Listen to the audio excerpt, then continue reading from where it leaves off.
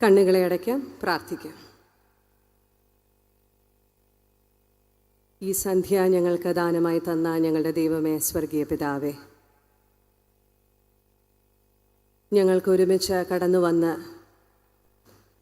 അല്പസമയം നിൻ്റെ മുൻപാകെ ഇരിപ്പാൻ, ഞങ്ങളുടെ ആത്മീയ ജീവിതത്തെ ശോധന ചെയ്യുവാൻ, പാട്ടുകളെ പാടി ആരാധിപ്പാൻ, പല വിഷയങ്ങളോർത്ത് മധ്യസ്ഥത വഹിപ്പാൻ, അല്പസമയം നിൻ്റെ വചനത്തിൻ്റെ ആഴങ്ങളെ അറിയുവാൻ ഞങ്ങൾക്ക് ലഭിച്ചിരിക്കുന്ന ഈ അവസരത്തിനായി ഞങ്ങൾ നിന്നെ സ്തുതിക്കുന്നു. കഴിഞ്ഞ 5 ദിവസങ്ങളിലായി ഞങ്ങൾക്ക് ലഭിച്ചുകൊണ്ടിരിക്കുന്ന അനുഗ്രഹീതമായ ദൈവവചനത്തെ ഓർത്ത് സ്തോത്രം ചെയ്യുന്നു. ഞങ്ങളുടെ ഹൃദയങ്ങളോട്, ജീവിതങ്ങളോട് നീ ഇടപെടുന്നതോർത്ത് സ്തോത്രം. ഈ രാത്രികാലവും നീ ഞങ്ങളോട് സംസാരിക്കണമെന്ന് നിൻ്റെ സന്നിധിയിൽ ഞങ്ങൾ അപേക്ഷിക്കുന്നു. ഞങ്ങളുടെ ഈ കൺവെൻഷന് നേതൃത്വം നൽകിക്കൊണ്ടിരിക്കുന്ന എല്ലാ പ്രിയപ്പെട്ടവർക്കായും നിൻ്റെ സന്നിധിയിൽ ഞങ്ങൾ അപേക്ഷിക്കുന്നു, സ്തുതിക്കുന്നു. തിരുമേനിക്കായി, നേതൃത്വം നൽകുന്ന അച്ഛന്മാർക്കായി, സുവിശേഷകർക്കായി, കൺവീനേഴ്സായി പ്രവർത്തിക്കുന്നവർ, ക്വയറിൽ നിന്ന് പാടുന്നവർ, മറ്റ് പല ശുശ്രൂഷകളൊക്കെ ഏറ്റവും ഭംഗിയായി ഞങ്ങൾക്ക് വേണ്ടി ചെയ്തുകൊണ്ട് ഇത്രത്തോളം ഞങ്ങൾക്ക് കംഫർട്ടബിളായി ഈ വചന കൂടാരത്തിൻ്റെ കീഴിലിരുന്ന് വചനത്തെ ശ്രവിപ്പാനും സ്വയം ഒന്ന് ശോധന ചെയ്യുവാനും അവസരങ്ങളെ ഒരുക്കിത്തരുന്ന എല്ലാവരുടെയും ശുശ്രൂഷകളെ നീ മാനിക്കണമേ എന്ന് അപേക്ഷിക്കുന്നു. വചനം നിൻ്റേതാപ്പാ. നിൻ്റെ സന്നിധിയിൽ വചനവുമായി എഴുന്നേറ്റ് നിൽക്കുമ്പോൾ ഹൃദയത്തിലെ ചിന്തകളെയും നാവിലെ വാക്കുകളെയും അടിയനെ നീ ബലപ്പെടുത്തണമേ എന്ന് അപേക്ഷിക്കുന്നു. പ്രാർത്ഥന കേട്ടതിനാൽ സ്തോത്രം, യേശുവിൻ നാമത്തിൽ തന്നെ, ആമേൻ. 66ാമത് കൊട്ടാരക്കര പുനലൂർ ഭദ്രാസന കൺവെൻഷൻ്റെ 5ാം രാത്രിയിലേക്ക് കടന്നു വരുവാൻ ദൈവം നമ്മളെ എല്ലാവരെയും ഇടയാക്കിയ കൃപയോർത്ത് സ്തോത്രം ചെയ്യുന്നു. എന്നെ സംബന്ധിച്ച് കൊട്ടാരക്കര കൺവെൻഷൻ നടക്കുന്ന ഈ വേദി പരിചിതമല്ലാത്ത ഒരു വേദിയല്ല. ഞങ്ങൾ ശുശ്രൂഷ ആരംഭിക്കുന്നത് തിരുവനന്തപുരം കൊട്ടാരക്കര ഭദ്രാസനത്തിലാണ്. കുണ്ടറയിലും കൊട്ടാരക്കരയിലുള്ള നെല്ലിക്കുന്നം, വിലങ്ങറ പ്രദേശത്തൊക്കെ ശുശ്രൂഷ ചെയ്യുമ്പോൾ സ്ഥിരമായി കൊട്ടാരക്കര ജൂബിലി മന്ദിരത്തോട് ചേർന്നുള്ള പന്തലിൽ വെച്ച് നടത്തപ്പെടുന്ന കൺവെൻഷനിൽ പങ്കെടുക്കുന്ന ഓർമ്മകൾ വളരെ ഊഷ്മളമായി ഓർമ്മയിലേക്ക് കടന്നു വരികയാണ്. ഇങ്ങനെ ഒരവസരം എനിക്ക് ലഭിപ്പാൻ തക്കവണ്ണം മുഖാന്തരമായി തീർന്ന ഈ ഭദ്രാസനത്തിൻ്റെ ചുമതലയിലായിരുന്ന ജോസഫ് മാർ ബർണവാസ് തിരുമേനിയോടും ഇപ്പോൾ ഈ ഭദ്രാസനത്തിൻ്റെ ചുമതല വഹിക്കുന്ന അഭിവന്യ തോമസ് മാർ തീത്തോസ് തിരുമേനിയോടും നന്ദി അറിയിക്കുന്നു. കടന്നു വന്നിരിക്കുന്ന എല്ലാവർക്കും ക്രിസ്തു യേശുവിൻ്റെ നാമത്തിൽ സ്നേഹ വന്ദനം. നമ്മൾ വായിച്ചു കേട്ട വേദഭാഗം നമുക്ക് പരിചിതമായ ഒരു വേദഭാഗം തന്നെയാണെന്ന് ഞാൻ മനസ്സിലാക്കുകയാണ്. പഴയ നിയമ പുസ്തകങ്ങളിൽ, പ്രത്യേകിച്ച് ചെറിയ പ്രവാചകരിൽ നമുക്കറിയാവുന്ന ഒരു പേരാണ് യോന പ്രവാചകൻ. നമ്മൾ 1-ാമത്തെ അധ്യായമാണ് വേദഭാഗമായി വായിച്ച് കേട്ടത്. എന്നാൽ ഇന്ന് രാത്രിയിലെ നമ്മുടെ ധ്യാനത്തിൽ യോനായുടെ ഈ ഒരു പുസ്തകം മൊത്തത്തിൽ ഒന്ന് നോക്കുമ്പോഴാണ് നമുക്ക് യോന പ്രവാചകൻ ആരായിരുന്നുവെന്നും നമ്മുടെ ആത്മീയ ജീവിതത്തിൽ എന്ത് സത്യങ്ങളെ ഈ പുസ്തകത്തിൽ നിന്ന് നമുക്ക് എടുക്കാൻ സാധിക്കുമെന്നും നമുക്ക് ചിന്തിക്കുക. അതുകൊണ്ട് 4 അധ്യായങ്ങൾ മാത്രമുള്ള ഈ പുസ്തകത്തിലേക്ക് നമ്മളുടെ ശ്രദ്ധയൊന്ന് ഓടിച്ചു കൊണ്ടുപോകാൻ ഞാൻ ആഗ്രഹിക്കുകയാണ്. എന്തുകൊണ്ടാണ് പഴയ നിയമപുസ്തകത്തിലെ ഈ ചെറിയ പ്രവാചകന്മാരിൽ യോന നമ്മളുടെ മനസ്സിൽ തങ്ങി നിൽക്കുന്നത് എന്ന് ചോദിച്ചാൽ, ഒരുപക്ഷെ ഈ പുസ്തകത്തിൽ രേഖപ്പെടുത്തിയിരിക്കുന്ന അസംഭവനീയമായ ഒരു സംഭവം അത് വളരെ ചെറിയ നാളുകൾ തൊട്ട് നമ്മുടെയൊക്കെ ഉള്ളിലുണ്ട്. യോന എന്ന് പറയുന്ന പ്രവാചകനെ ഒരു വലിയ മത്സ്യം വിഴുങ്ങിയെന്നും 3 രാവും 3 പകലും ആ മനുഷ്യൻ ആ മത്സ്യത്തിൻ്റെ വയറ്റിൽ കഴിഞ്ഞുവെന്നും 3 നാളുകൾ കഴിഞ്ഞപ്പോൾ മത്സ്യം തന്നെ കരയ്ക്ക് യോന പ്രവാചകനെ ഛർദ്ദിച്ചുവെന്ന് പറയുന്നതൊക്കെ അല്പം ഫിക്റ്റീഷ്യസ് ആയിട്ട്, സാങ്കല്പികമായി നമുക്ക് തോന്നാം. അതുകൊണ്ട് തന്നെ യോന പ്രവാചകൻ ഒരു റിയൽ ലൈഫ് ക്യാരക്ടർ ആയിരുന്നോ എന്ന് സംശയം പ്രകടിപ്പിക്കുന്ന ധാരാളം പേരുണ്ട്. എന്നാൽ യോന പ്രവാചകൻ ജീവിച്ചിരുന്നു എന്നുള്ളതിൻ്റെ ഒരു തെളിവാണ് രാജാക്കന്മാരുടെ 2-ാം പുസ്തകം 14-ാം അധ്യായത്തിൻ്റെ 24-ഉം 25-ഉം വാക്യങ്ങളിൽ ഇസ്രായേലിൻ്റെ രാജാവായിരുന്ന യൊരോബെയാം 2-ാം രാജാവിൻ്റെ വാഴ്ചയുടെ കാലത്ത് അമിത്ഥായിയുടെ മകനായ യോന പ്രവാചകൻ എന്നൊരു പരാമർശം നമുക്കവിടെ വായിക്കുവാൻ സാധിക്കുന്നുണ്ട്. അതുമാത്രമല്ല, പുതിയ നിയമ പുസ്തകങ്ങളിൽ, പ്രത്യേകിച്ച് സുവിശേഷ ഭാഗങ്ങളിൽ യേശു കർത്താവ് യോന പ്രവാചകനെ കുറിച്ച് എടുത്തു പറയുന്നതായിട്ട് നമുക്ക് കാണുവാൻ സാധിക്കുന്നു. പരീശന്മാരും ന്യായശാസ്ത്രിമാരും ഒക്കെ കർത്താവിൻ്റെ അടുത്ത് വന്ന് ഞങ്ങൾക്കൊരു അടയാളം ആവശ്യമാണെന്ന് പറയുമ്പോൾ, നിങ്ങൾക്ക് യോനയുടെ അടയാളമല്ലാതെ മറ്റൊന്നും ലഭ്യമല്ല എന്ന് വിശുദ്ധ മത്തായിയുടെ സുവിശേഷം 12-ാം അധ്യായത്തിലും 16-ാം അധ്യായത്തിലും നമുക്കത് വായിക്കുവാൻ സാധിക്കുന്നു. അതുപോലെ തന്നെ വിശുദ്ധ ലൂക്കോസിൻ്റെ സുവിശേഷത്തിലും 11-ാം അധ്യായത്തിൽ കർത്താവ് അത് വളരെ മനോഹരമായി പറയുന്നു. യോന പ്രവാചകൻ മത്സ്യത്തിൻ്റെ വയറ്റിൽ 3 രാവും 3 പകലും ഇരുന്നത് പോലെ മനുഷ്യപുത്രൻ ഭൂമിയുടെ ഉള്ളങ്ങളിൽ ഇരിക്കും എന്നൊരു പരാമർശം പുതിയ നിയമ പുസ്തകങ്ങളിലും വായിക്കുവാൻ നമുക്ക് സാധിക്കുന്നുണ്ട്. അപ്പോൾ ഇതെല്ലാം കൂടി ചേർത്ത് വായിക്കുമ്പോൾ Jonah was not a fictitious character, but he lived on earth. ഈ ലോകത്ത് ജീവിച്ചിരുന്ന ഒരു മനുഷ്യനായിട്ട് യോന പ്രവാചകനെ നമുക്ക് വിശ്വസിക്കുവാനായിട്ട് സാധിക്കും. യോന എന്ന പേരിൻ്റെ അർത്ഥം ഡവ് എന്നാണ്, പ്രാവെന്നാണ്. പ്രാവ് സാധാരണഗതിയിൽ സിംബലൈസ് ചെയ്യുന്നത് സമാധാനത്തെയും നിഷ്കളങ്കതയും ഒക്കെയാണ്. എന്നാൽ യോനയുടെ പുസ്തകത്തിലുടനീളം നമ്മളൊന്ന് വായിക്കുകയും ഒരുമിച്ച് സഞ്ചരിക്കുകയും ചെയ്യുമ്പോൾ എത്രത്തോളം സമാധാനം ഈ മനുഷ്യൻ്റെ ജീവിതത്തിൽ ഉണ്ടായിരുന്നുവെന്നും എത്രത്തോളം നിഷ്കളങ്കമായിരുന്നു യോനയുടെ മനസ്സെന്നും ഒക്കെ നമ്മൾ തന്നെ ഒന്ന് വിലയിരുത്തുന്നത് നന്നായിരിക്കും. അതുകൊണ്ട് ഈ 1-ാമത്തെ അധ്യായം നമ്മൾ പരിചിതമാണെന്ന് ഞാൻ പറഞ്ഞല്ലോ, നമ്മൾ ഇതിനു മുൻപും വായിച്ചിട്ടുള്ള വേദഭാഗമാണ്. അവിടെ ഈ 1-ാമത്തെ അധ്യായത്തിൻ്റെ ആദ്യ വാക്യം തന്നെ തുടങ്ങുന്നത് ഇങ്ങനെയാണ്: അമിത്തായിയുടെ മകനായ യോനായിക്ക് യഹോവയുടെ അരുളപ്പാടുണ്ടായത് എന്തെന്നാൽ. വളരെ ഡയറക്റ്റായിട്ട് മറ്റ് ഇൻട്രഡക്ഷൻ ഒന്നും ഇല്ലാതെ ഈ പുസ്തകം തുടങ്ങുന്നത് യഹോവയായ ദൈവം യോന പ്രവാചകനോട് ഒരു കാര്യം കൽപ്പിക്കുന്നു, ഒരു അരുളപ്പാട് കൊടുക്കുന്നു എന്നുള്ളതാണ്.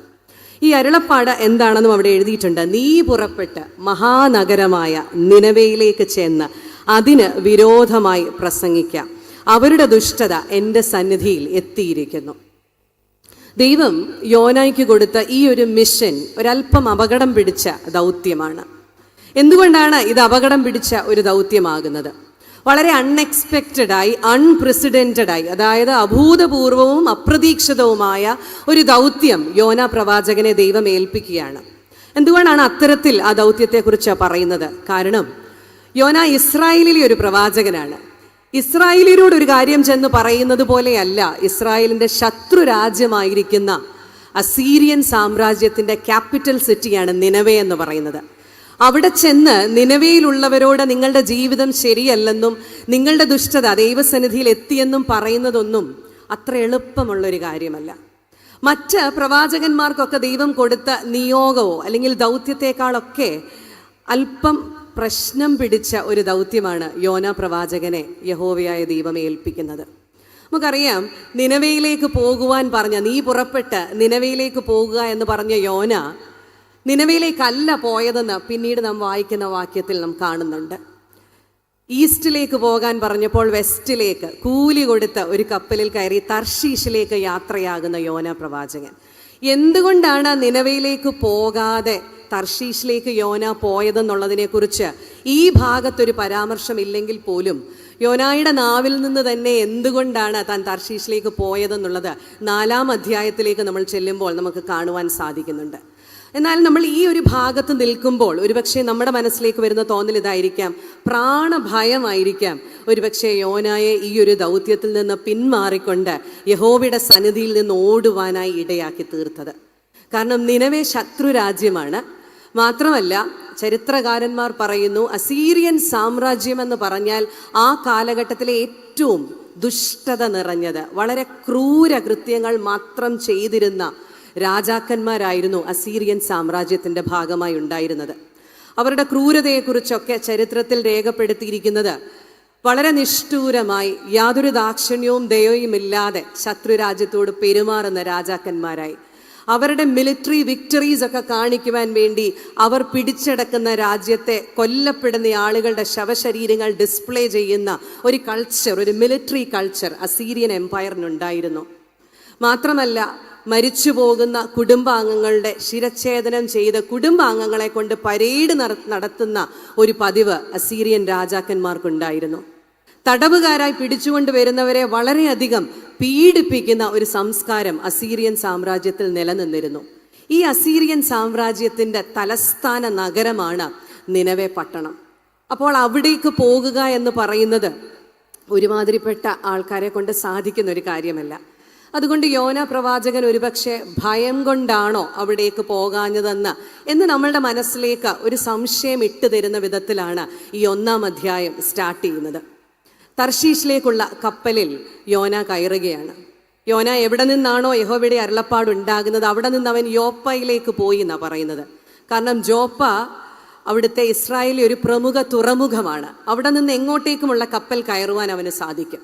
അവൻ പ്ലാൻ ചെയ്ത് പോയതാണോ എന്നറിയില്ല. പക്ഷേ ഏതായാലും എതിർ ദിശയിലുള്ള തർശീഷ് എന്ന് പറയുന്ന സ്ഥലത്തേക്ക് പോകുവാൻ വേണ്ടി യോന കപ്പൽ കയറുന്നതായിട്ടാണ് നമ്മൾ ഈ ഭാഗത്ത് വായിക്കുന്നു. യോന ഈ കപ്പൽ കയറിയതിന് ശേഷം എന്താണ് ചെയ്തത്? യോന കപ്പൽ കയറി തർശീഷിലേക്കുള്ള ഈ യാത്ര ആരംഭിക്കുന്നിടം വരെ ദൈവം സൈലൻ്റ് ആണ്. അവിടെ യഹോവ അരുളപ്പാട് കൊടുത്തതിന് ശേഷം പിന്നീട് അവിടെ ഒന്നും പറയുന്നില്ല. But we see the action of God in verse 4. 4-ാം വാക്യത്തിൽ നാം ഇങ്ങനെ വായിക്കുന്നു, യഹോവയോ സമുദ്രത്തിൽ ഒരു പെരുങ്കാറ്റ് അടുപ്പിച്ചു. നമുക്ക് ഈ കഥ നന്നായി അറിയാവുന്നതാണ്. സമുദ്രത്തിൽ ഈ പെരുങ്കാറ്റ് യഹോവയെ അടുപ്പിക്കുമ്പോൾ ആ കപ്പലിൽ സ്ഥിരം യാത്ര ചെയ്തുകൊണ്ടിരുന്ന കപ്പൽക്കാരെ സംബന്ധിച്ച് വളരെയധികം ഭയം അവരുടെ ഉള്ളിലുണ്ടായി. എത്രയോ തവണ കപ്പലിൽ യാത്ര ചെയ്തിട്ടുണ്ടാവാം, എത്രയോ തവണ കാറ്റും കോളും അവർ നേരിട്ടിട്ടുണ്ടാവാം. പക്ഷേ ഇതുപോലെ ഒരു കാറ്റ് സമുദ്രത്തിൽ അവർ അന്ന് വരെ നേരിട്ടിട്ടില്ല. ഒരു മുന്നറിയിപ്പുമില്ലാതെ പ്രകൃതി ഇത്രത്തോളം ശോഭിച്ചവർ കണ്ടിട്ടില്ല. അതുകൊണ്ടാവണം ഇതിലെന്തോ അൺനാച്ചുറലായിട്ടുണ്ട് എന്നവർക്ക് തോന്നി. അവരെല്ലാം ഭയന്നിട്ട് അവരവരുടെ ദേവന്മാരെ വിളിച്ച് പ്രാർത്ഥിക്കാനായി തുടങ്ങി. ഈ സമയം യോനായുടെ പൊസിഷൻ എന്താണെന്ന് മനസ്സിലാക്കുന്നത് നന്നായിരിക്കും. 5-ാം വാക്യത്തിൻ്റെ അവസാന ഭാഗത്ത് നാം ഇങ്ങനെ വായിക്കുന്നു, യോനായോ കപ്പലിൻ്റെ അടിത്തട്ടിൽ ഇറങ്ങിക്കിടന്ന് നല്ലവണ്ണം ഉറങ്ങുകയായിരുന്നു. യോനയോ കപ്പലിൻ്റെ അടിത്തട്ടിൽ ഇറങ്ങിക്കിടന്ന് നല്ലവണ്ണം ഉറങ്ങുകയായിരുന്നു. തൻ്റെ ചുറ്റിനുമുള്ളവരൊക്കെ ഭയത്താൽ അവരവരുടെ ദൈവന്മാരെ വിളിച്ച് ഉറക്കെ പ്രാർത്ഥിക്കുകയും നിലവിളിക്കുകയും ചെയ്യുമ്പോൾ ദൈവത്തിൻ്റെ പ്രവാചകനായിരിക്കുന്ന യോന, ദൈവത്തിൽ നിന്ന് നിയോഗം ലഭിച്ചിരിക്കുന്ന യോന കപ്പലിൻ്റെ അടിത്തട്ടിലേക്ക് പോയി നല്ലവണ്ണം ഉറങ്ങുകയായിരുന്നു. ഉറക്കം നടിച്ചു കിടന്നു എന്നല്ല എഴുതിയിരിക്കുന്നത്, നല്ലവണ്ണം ഉറങ്ങുകയായിരുന്നു എന്ന് എഴുതിയിരിക്കുന്നത്. ഇവിടെ ഇന്ന് മധ്യസ്ഥ പ്രാർത്ഥനയ്ക്ക് നേതൃത്വം നൽകിയ സഹോദരൻ ആദ്യമേ പറഞ്ഞ സെന്റൻസ് എത്ര പേര് ശ്രദ്ധിച്ചിട്ടുണ്ടെന്ന് അറിയത്തില്ല. ദേശം അപകടത്തിലാകുമ്പോൾ, തിന്മയുടെ ശക്തി വർദ്ധിച്ചു വരുമ്പോൾ ഉണർന്ന് പ്രാർത്ഥിപ്പാൻ നീ ഞങ്ങളെ പഠിപ്പിക്കണമേ എന്ന് പറഞ്ഞാണ് ആ ദേവദാസൻ ആ പ്രാർത്ഥന ആരംഭിച്ചത്. ഇവിടെ തനിക്ക് ചുറ്റിനുമുള്ളവരും താനും ഉൾപ്പെടെ അപകടത്തിലേക്ക് താന്നു പൊക്കോണ്ടിരിക്കുമ്പോൾ, തനിക്ക് ചുറ്റിനും ഇതുവരെ സംഭവിച്ചിട്ടില്ലാത്ത ഒരു കാര്യം സംഭവിക്കുമ്പോൾ യോനയ്ക്ക് എങ്ങനെ ഉറങ്ങാൻ സാധിച്ചു എന്നുള്ളതാണ്. ബാക്കി എല്ലാവരും വിജാതീയരായിട്ടുള്ള കപ്പൽക്കാർ, ജീവനുള്ള ദൈവത്തെ അന്വേഷിക്കുകയോ വിളിക്കുകയോ ചെയ്യുന്നവരല്ല ആ കപ്പൽക്കാർ. അവരൊക്കെ അവരവരുടെ ദേവന്മാരെ വിളിച്ച് പ്രാർത്ഥിച്ച് നിലവിളിക്കുമ്പോൾ യോന കപ്പലിൻ്റെ അടിത്തട്ടിൽ സുഖമായി ഉറങ്ങി. എന്നെ കേൾക്കുന്ന ദൈവജനമേ, നമുക്കിന്ന് പറ്റിയിരിക്കുന്ന ഏറ്റവും വലിയ പരാജയം ഇതല്ലേ? നമ്മളൊക്കെ ഉറങ്ങിക്കൊണ്ടിരിക്കുമ്പോൾ, മറ്റുള്ളവരൊക്കെ അവരവരുടെ ദൈവങ്ങളെ വിളിച്ച് നിലവിളിക്കുമ്പോൾ എന്തേ നമുക്കിന്ന് നമ്മുടേതായ സുഖങ്ങളിൽ സുഖമായി ഉറങ്ങുവാൻ സാധിക്കുന്നുവെന്നുള്ളതാണ്. ഇങ്ങനെ ഉറങ്ങിക്കൊണ്ടിരിക്കുന്ന യോനായെ കപ്പലിൻ്റെ കപ്പിത്താൻ വന്ന് ഉണർത്തുന്നുണ്ട്. നിനക്കെങ്ങനെ ഉറങ്ങാൻ സാധിക്കുന്നത്? നീ എഴുന്നേറ്റ് നിന്റെ ദൈവത്തോട് പ്രാർത്ഥിക്കെന്ന് പറയുന്നു. അപ്പോൾ അന്നത്തെ ഒരു രീതിയാണ്, ചീട്ടിട്ട് ആരാണ് ഈ അനർത്ഥം വരുത്തിയതെന്ന് കണ്ടുപിടിക്കുന്ന ഒരു രീതിയുണ്ട്. അത്തരത്തിൽ ചീട്ടിട്ടപ്പോൾ അത് യോനായുടെ പേരിലാണ് വീഴുന്നത്. ആ സമയത്ത് യോനായോട് ഇവർ ചോദിക്കുന്ന ചില ചോദ്യങ്ങളുണ്ട്. അതിലേക്ക് നമ്മളുടെ ശ്രദ്ധയൊന്ന് കൊണ്ടുപോകുന്നത് നല്ലതാണ്. 8-ാം വാക്യത്തിൽ ഇങ്ങനെ പറയുന്നു, അവർ അവനോട് ആരുടെ നിമിത്തം ഈ അനർത്ഥം നമ്മുടെ മേൽ വന്നു എന്ന് നീ പറഞ്ഞു തരയണം. ഇനിയും ടപ്പേ ടപ്പേ ടപ്പേ എന്ന് കുറേ ചോദ്യങ്ങൾ ഇവർ ചോദിക്കുക. നിന്റെ തൊഴിലെന്ത്? നീ എവിടെ നിന്ന് വരുന്നു? നിന്റെ നാടേത്? നീ ഏത് ജാതിക്കാരൻ എന്ന് ചോദിച്ചു. 4 ചോദ്യങ്ങൾ യോനായോട് തൻ്റെ ചുറ്റിനും നിൽക്കുന്നവർ ചോദിക്കുന്നു. വെളിവില്ലാതെ കിടന്നുറങ്ങുന്ന യോന ഞെട്ടി എഴുന്നേറ്റപ്പോൾ കേൾക്കുന്ന ഈ ചോദ്യങ്ങൾ: നിന്റെ തൊഴിലെന്താ? നീ എവിടെ നിന്ന് വരുന്നു? നിന്റെ നാടേതാ? നീ ഏത് ജാതിക്കാരനാ? അതിന് യോന ഉത്തരം പറയുന്നു 2 വാചകങ്ങളായിട്ട്. ഞാൻ എബ്രായനാണ്. തൻ്റെ ജാതിയാണ് ആദ്യം യോന പറയുന്നത്. രണ്ടാമത് പറയുന്നു, കരയെയും ഭൂമിയെയും സൃഷ്ടിച്ച സ്വർഗീയ ദൈവമായ യഹോവയെ ഞാൻ ഭജിച്ചു വരുന്നു. I worship the Lord who has made the heaven and the sea, the land and the sea. അപ്പോൾ യോന ഇവരോട്, തനിക്ക് ചുറ്റിനും നിൽക്കുന്നവരോട് ഈ ചോദ്യങ്ങൾ ചോദിക്കുമ്പോഴാണ് താൻ ആരെ ആരാധിക്കുന്നുവെന്നും താൻ ഏത് ദേശക്കാരനാണെന്നും യോന പറയുന്നത്. ഇതിലൊരു വലിയ പ്രയാസവും പ്രശ്നവുമുണ്ട്. ഇവരെക്കാളൊക്കെ മുന്നമേ തന്നെ മുട്ടിന്മേൽ നിന്ന് ജീവനുള്ള ദൈവത്തെ വിളിക്കേണ്ടുന്ന യോനായെ ഉറക്കത്തിൽ നിന്ന് തട്ടിയുണർത്തി ചില ചോദ്യങ്ങൾക്ക് ഉത്തരമായിട്ടാണ് യോന പറയുന്നത്, ഞാൻ ജീവനുള്ള ദൈവത്തെ ഭജിച്ചു വരുന്നവനാണെന്ന്. ഈ ഒരു ഭാഗം നമ്മളോട് വ്യക്തമായി സംസാരിക്കുന്നുണ്ട്. നമ്മളോട് പലരും ചില ചോദ്യങ്ങൾ ചോദിച്ചെങ്കിലേ അവർക്ക് മനസ്സിലാകുകയുള്ളൂ നാം ആരെ ആരാധിക്കുന്നു, നാം ആരെ വിളിക്കുന്ന, നമ്മുടെ ദൈവം ആരാണ്.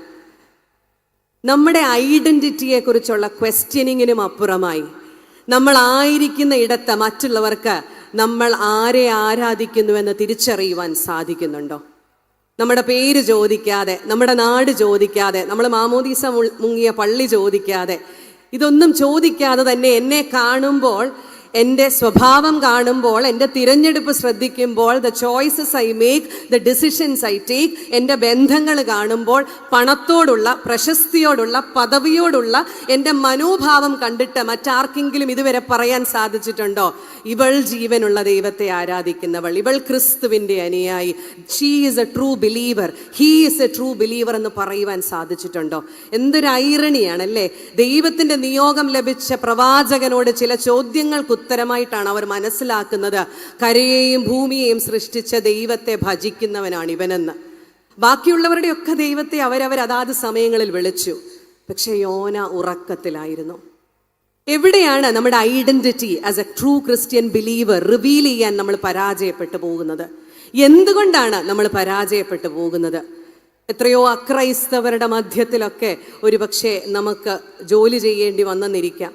പ്രത്യേകിച്ച് ഞാൻ സ്വാഗതം പറഞ്ഞപ്പോൾ നിങ്ങൾക്ക് മനസ്സിലായി കാണും, കേരളത്തിൻ്റെ വടക്കേ അറ്റത്തുള്ള ജില്ലയിൽ നിന്നാണ് ഞാൻ യാത്ര ചെയ്ത് നിങ്ങളുടെ മധ്യത്തിലേക്ക് വന്നിരിക്കുന്നത്. അക്രൈസ്തവരാണ് കൂടുതലായി ഒരു മെജോറിറ്റി കമ്മ്യൂണിറ്റി അവിടെ. ഞാൻ കോളേജിൽ പഠിപ്പിക്കുന്ന എൻ്റെ ക്ലാസ്സിലിരിക്കുന്ന കുഞ്ഞുങ്ങളിൽ കൂടുതൽ പേര് മെജോറിറ്റി നോൺ ക്രിസ്ത്യൻസ് ആണ്. ആ കുഞ്ഞുങ്ങളുടെ മുൻപിൽ ഒരു അധ്യാപികയായി ഞാൻ നിൽക്കുമ്പോൾ, where is my Christian identity? Sometimes I may be the only Bible my students read in their life. അവരുടെ ജീവിതത്തിൽ മറ്റൊരു വേദപുസ്തകം അവർക്ക് കാണാൻ സാധിക്കുന്നില്ല. എന്നിലൂടെ വിശുദ്ധ വേദപുസ്തകം എന്തെന്ന് മനസ്സിലാക്കുവാൻ അവർക്ക് സാധിക്കുന്നുണ്ടോ? അത്തരത്തിലൊരു അധ്യാപികയാകാൻ എനിക്ക് സാധിക്കുന്നില്ലെങ്കിൽ എൻ്റെ ക്രിസ്തീയ അസ്തിത്വത്തെ എനിക്ക് എങ്ങനെ മറ്റുള്ളവരുടെ മുൻപിൽ കാട്ടിക്കൊടുക്കാനാവും? നമ്മുടെ ഐഡന്റിറ്റിയെ കുറിച്ചൊരു ബോധം നമുക്കുണ്ടാവണം. ഇവിടെ യോനായുടെ ഐഡന്റിറ്റിക്ക് ചില പ്രശ്നങ്ങൾ ഉണ്ടായിരുന്നു. ഒന്ന്, ഒരു സ്പിരിച്വലി ഷാലോ ഐഡന്റിറ്റിയുടെ ഉടമയായിരുന്നു യോന. യോനയെ സംബന്ധിച്ച് ദൈവത്തിന്റെ പ്രവാചകൻ എന്ന നാമധേയമൊക്കെ ഉണ്ട്. He has the title of being God's prophet. പക്ഷേ ഹി വാസ് സ്പിരിച്വലി ഷാലോ.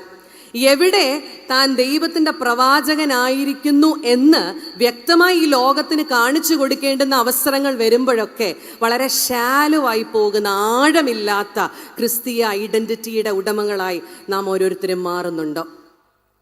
രണ്ടാമതൊരു self righteous and self blinding identity. ഇത് രണ്ടും ഓപ്പോസിറ്റ്സ് ആണ്. സെൽഫ് റൈച്ചസ് ഐഡന്റിറ്റി എന്ന് പറഞ്ഞാൽ എൻ്റെ ഉള്ളിലുള്ളതെല്ലാം നന്മ മാത്രം, ഞാൻ നീതീകരിക്കപ്പെട്ടിരിക്കുകയാണ്, സ്വയം നീതീകരിച്ച് ജീവിക്കുന്നവർ, എന്നിൽ പ്രശ്നങ്ങളൊന്നുമില്ല. എല്ലാ കൺവെൻഷൻ യോഗങ്ങളിലും പോകുന്നുണ്ട്. രാവിലത്തെ യോഗം, ബൈബിൾ സ്റ്റഡി തൊട്ട് ഒരാഴ്ചത്തെ കൺവെൻഷൻ തുടങ്ങിയാൽ ഒന്നുപോലും മുടക്കാതെ എല്ലാത്തിലും പങ്കെടുക്കുന്നുണ്ട്. ഒരു കൂട്ടായ്മയും മിസ് ചെയ്യാറില്ല. എല്ലാ റിട്രീറ്റും കോൺഫറൻസിലും പങ്കെടുക്കുന്നുണ്ട്. So I am riches. എൻ്റെ കണക്കുകൂട്ടലിൽ ഞാൻ നീതീകരിക്കപ്പെട്ട് നിൽക്കുകയാണ്. അതാണ് സെൽഫ് റൈച്ചസ് ഐഡന്റിറ്റി. ഇതിനോട് ചേർന്ന് ചിന്തിക്കണം, there is A self blinding identity. എൻ്റെ കുറവുകൾക്ക് നേരെ ഞാൻ കണ്ണടച്ചിരിക്കുകയാണ്.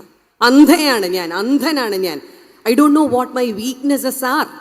എൻ്റെ കുറവുകൾ എന്തെന്ന് എനിക്ക് തിരിച്ചറിയത്തില്ല. മറ്റൊരു ഐഡന്റിറ്റിയാണ് എക്സ്ക്ലൂഡിങ് ഐഡന്റിറ്റി.